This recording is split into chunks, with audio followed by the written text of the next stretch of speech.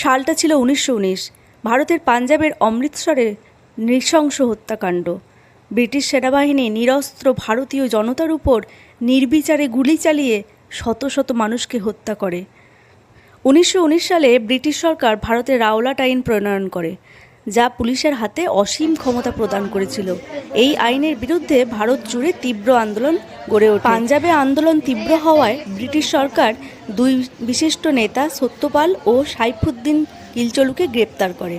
এর প্রতিবাদে 13ই এপ্রিল 1919 সালে হাজার হাজার মানুষ এই জালিয়ানওয়ালাবাগে সমবেত হয়। এখান দিয়ে জেনারেল ও ডায়ার গোটা সৈন্যদল নিয়ে এসে একদম ওদিকে 10,000-এরও বেশি মানুষ ছিল, ওখানে গুলি চালানো হয়েছিল।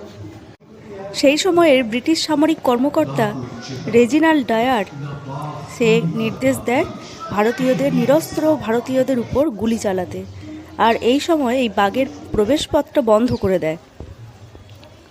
কোনো রকম সতর্কতা ছাড়াই ভাবুন তো, অতগুলো ভারতীয়দের উপর ওইভাবে গুলি চালানো।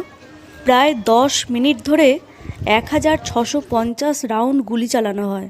শত শত মানুষ ঘটনাস্থলেই নিহত হন, আরও অনেককে আহত হন, পরে আবার মারাও যান।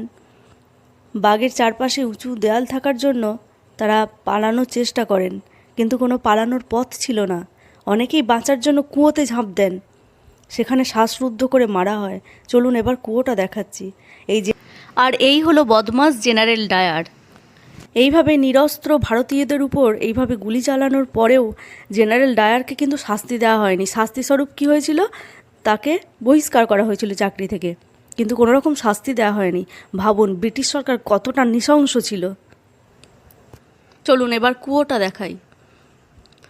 এই যে সেই কুয়ো, যেখানে ঝাঁপ দিয়ে সবাই বাঁচার চেষ্টা করেছিল, আবার এখানেও এসে নৃশংসভাবে হত্যা করেছিল, শ্বাসরুদ্ধ করে মারা হয়েছিল।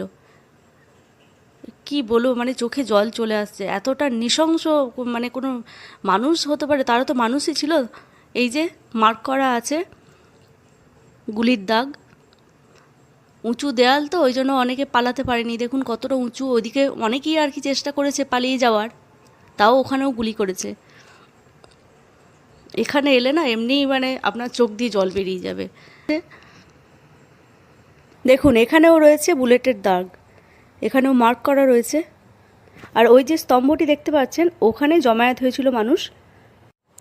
আজকে আমরা যে মাঠটা দেখছি সবুজ ঘাসে ঘেরা, পশু পাখি চড়ে বেড়াচ্ছে, একদিন এই মাঠেই ভারতীয়দের হাজারে হাজারে লাশ পড়েছিল, রক্তের বন্যা বইছিল এই মাঠে।